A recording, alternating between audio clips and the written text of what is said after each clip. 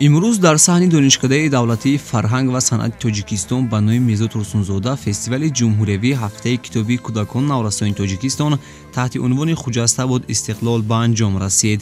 дар ҷамъбасти фестивал адибону олимон, намояндагони вазоратҳои фарҳанг, маориф ва илм, иттифоқи нависандагони Тоҷикистон, донишҷӯён, хонандагон ва омӯзгорон иштирок намуданд.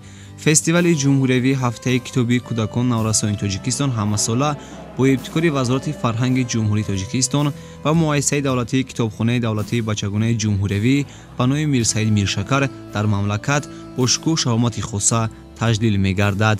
тавре мушоҳида намудем дар саҳни донишкадаи мазкур намоиши китобҳои нашриёти ватанӣ ва маҳсули дасти хонандагон ба намоиш гузошта шуд, ки аз ҷониби иштирокдорон хуб истиқбол гардид.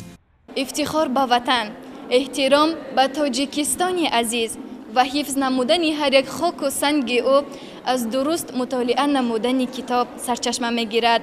халқи тоҷик аз қадим мулайём китобдору китобдӯстор буд. аз ин лиҳоз мо насли наврас бояд ин анъанаро давом диҳем. хоҳити олам донӣ, дониши одам донӣ, шири биёбон донӣ, асрёи тайҳон донӣ. کتاب مهنت آموزد، درس حکومت آموزد. کتاب عقل و تمیز است چون معلم عزیز است. کتاب نه تنها سرچشمه دانش است، بلکه واسطه مهم تربیت معنوی انسان است. البته از روز دوم تا نهم هفته کتاب کودکان و نوجوانان سر تا سر جمهوریمون رفته شده است. البته ما با این جشن با تیاری پخته آمدیم. ҳамзамон дар тоҳири донишкадаи мазкур қисмати дигари чорабинӣ идома кард. масъулин иброз доштанд, ки китоб сарчашмаи дарёи ақл буда, он барои ҳар инсон муқаддас мебошад. аз қадимулайём тоҷикон миллати фарҳангӣ буданд ва ба китоб эътиқод доштанд. ҳамзамон таъкид гардид, ки имрӯз мояи ифтихору хурсандии мост, ки дар мамлакат чунин фестивали бошукӯҳ баргузор мегардад ва дӯстдорони каломи бадеиро ба худ ҷалб менамояд. طول یک هفته که زمزمه فستیوال کتاب بچگان در مملکت طنین انداز بود، کودکان، نوجوانان و جوانان برای برداشتن غذای معنوی میشتافتند. پس میتوان به محابات گفت که در ضمیر کودکان تاجیک مهر کتاب ازلی است.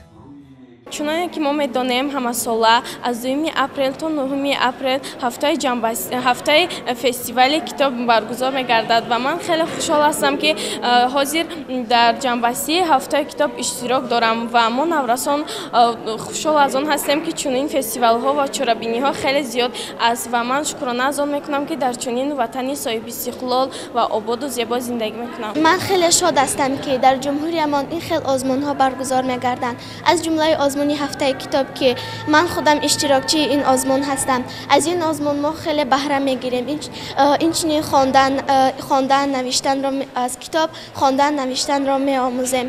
اینچنین دیگر شرکت‌داران قید نمودند که در هر جایی که کتاب است معرفت است، فضای سالم است و محض کتاب به همه تاریکی‌ها روشنی میبخشد. زیرا کتاب محصول عقل و ذکاوت مردمی صاحب تمدن، عامل اساسی حفظ فرهنگ ملی و یکی از مهمترین واسطه‌های معرفت‌نو کردن اهل جامعه بوده. قابلیت سخنرانی و سخنرانی را صیقل می‌دهد. دایره اندیشه و تفکر و جهانبینی انسان را وسیع و او را به راه درست زندگی راهنمایی می‌کند.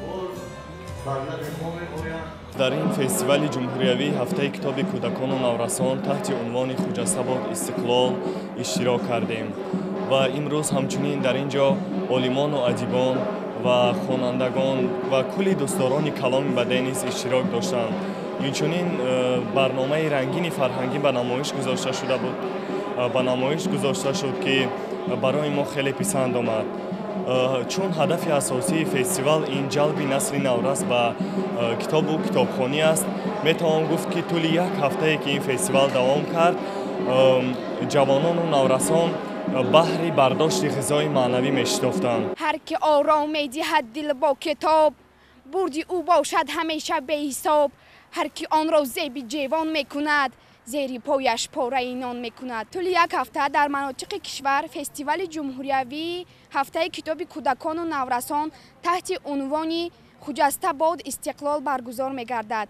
جوانان و نوجوانان سعی و کوشش میکنند که در این هفته کتاب‌های بدیعی را مطالعه نمایند.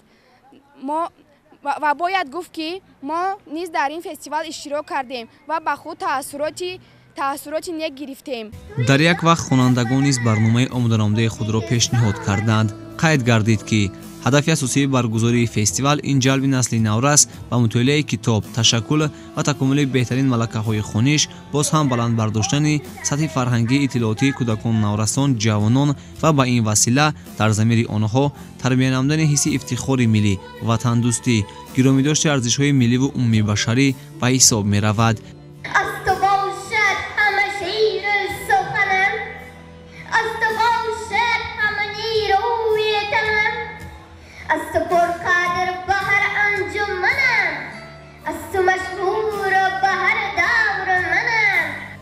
мавриди зикр аст ки яке аз самтҳои афзалияноки сиёсати ҳукумати ҷумҳурии Тоҷикистон дар соҳаи маориф ва фарҳанг ин тарбияи насли ояндаи миллат дар рӯҳияи созандагӣ, бунёдкорӣ, ҳисси хештаншиносӣ, ватандӯстӣ, эҳтиром ба таърих ва мероси гаронмояи ниёгон, ифтихор аз комёбиҳои даврони соҳибистиқлолӣ, ташаккули ҷаҳонбинии илмӣ, равона сохтани майл ва завқу рағбати онҳо ба донишомӯзӣ, баҳрабардории ҳарчи бештари кӯдакон наврасон аз дастовардҳои илмию техникӣ, техника ва технологияи муосир ба шумор меравад.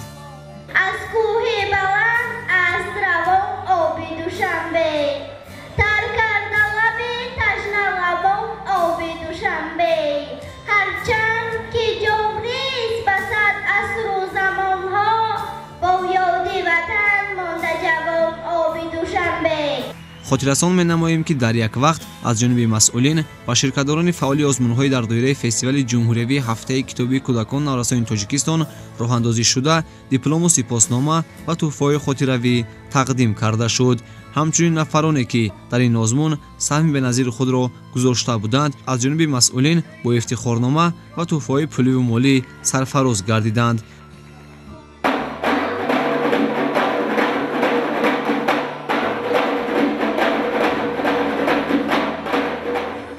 қисмати фарҳангии чорабинии мазкур низ хубу хотирмон сурат гирифт.